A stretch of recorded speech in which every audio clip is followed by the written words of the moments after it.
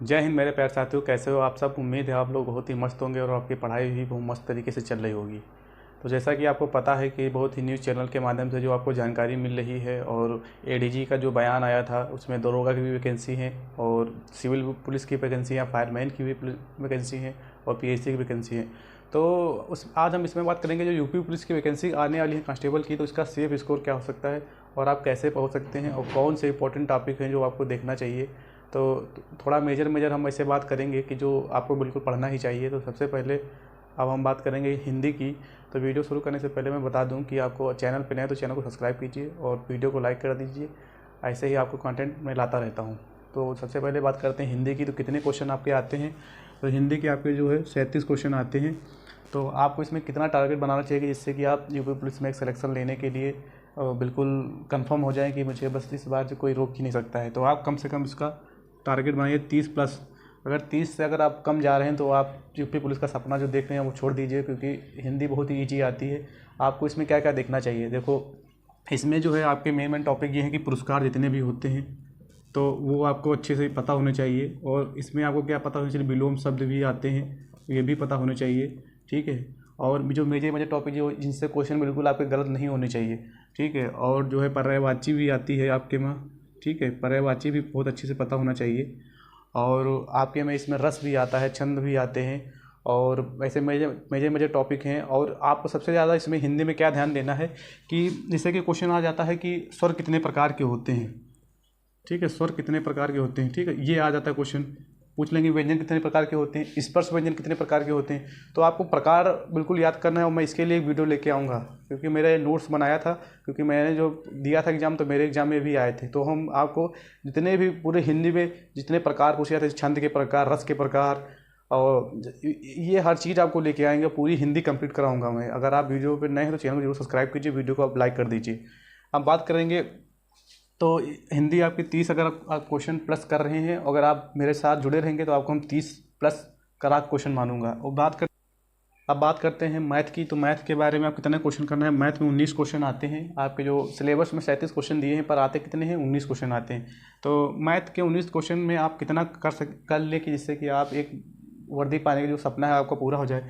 तो मैथ में मैं कहूँगा कि आप अगर 11 प्लस क्वेश्चन कर रहे हैं तो आप एक सेफ स्कोर की तरफ दोस्तों जा रहे हैं। और देखो इसमें कैसे क्वेश्चन आते हैं, मैं इसका थोड़ा भी आपको अंदाज़ा देता हूँ। जैसे कि आपका एक आयत दे देंगे, ठीक है, ये जैसे कि आपकी चौड़ाई हो गई, ठीक है, ये आपकी कितनी हो गई, लंबाई हो गई, ये आपकी क्या हो गई, लंबाई हो गई। तो इसमें क्वेश्चन कैसे बनेगा कि 10% लंबाई को बढ़ाया गया, ठीक है, 10% लंबाई को बढ़ाया गया, और वहीं चौड़ाई क्या किया गया, चौड़ाई क्या किया गया, 10% घटाया गया। तो कहेंगे कि बताइए कि आयत के क्षेत्रफल में क्या परिवर्तन हुआ। तो ऐसे भी क्वेश्चन बन जाते हैं। इसे अनुपात और समानुपात के कैसे क्वेश्चन बन जाते हैं कि दो संख्या दे देंगे ए और बी, ठीक है, कह देंगे इनका रेशियो दे देंगे 2:3 रेशियो है इसका, और बता देंगे इनका गुणनफल कितना है, 60 है। तो पूछ लेंगे कि बताइए कि पहली संख्या क्या होगी। तो ऐसे भी क्वेश्चन आते हैं। यदि आप पिछले इसके पेपर आपने सॉल्व किया होगा तो आपको पता ही होगा। अब हम बात करते हैं रीजनिंग की।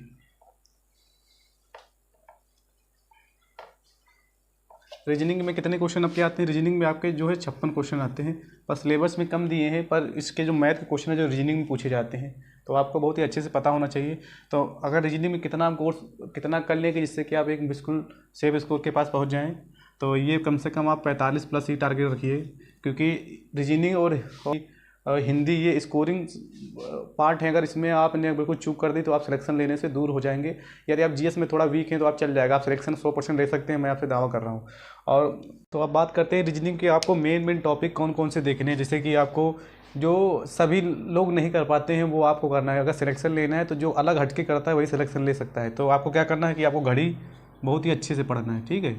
क्या करना है आपको, कैलेंडर जो है बहुत ही अच्छे से पढ़ना है। ये बहुत कम ही लोगों को आते हैं, बहुत कम ही लोग पेपर में कर पाते हैं। अगर आपको सिलेक्शन लेना है तो, और मैं बताता हूँ, आकृति को गिनना,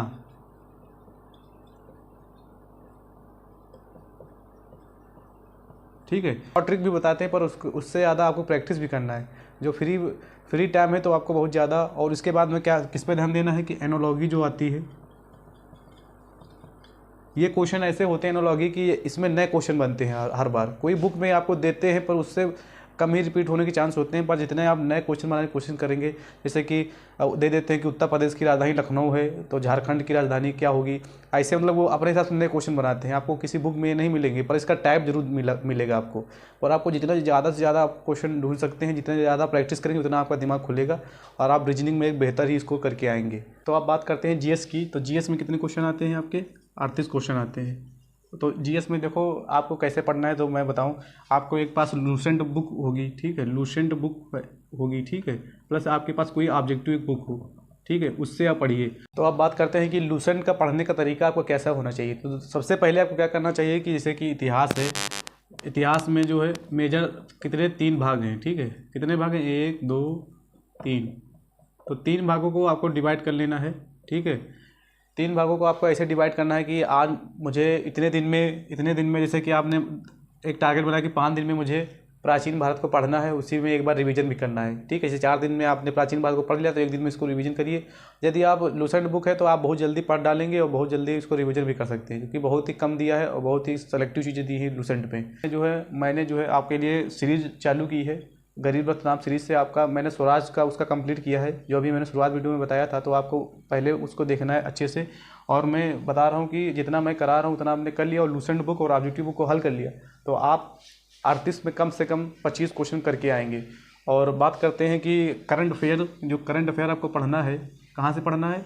उत्कर्ष क्लासेस जोधपुर की जो करंट अफेयर आती है, बंथेली वाली बुक आती है जो, ठीक है, उनकी जो है बुक लेना है, ठीक है, बुक लेना है किसकी? उत्कर्ष क्लासेस जोधपुर की,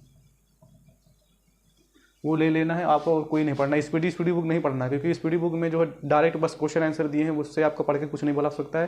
क्योंकि अब आपका एक सेफ स्कोर क्या हो सकता है, तो कम से कम अगर इसमें आप 20 भी क्वेश्चन कर रहे हैं तो कितने क्वेश्चन हो गए आपके? 106 क्वेश्चन हो गए। जो आपके टोटल क्वेश्चन नंबर कितने बनने हैं? 212 हो रहे हैं। तो दोस्तों यदि आप मेल हो चाहे फीमेल हो, अगर 210 भी आप कर रहे हैं तो 100% सेफ है। और मैं आपसे कहता हूं कि यदि आप 200 भी करेंगे तो भी आपका सिलेक्शन होगा, क्योंकि इसमें नॉर्मलाइजेशन होगा और नॉर्मलाइजेशन में आप लोगों के नंबर भी बढ़ेंगे।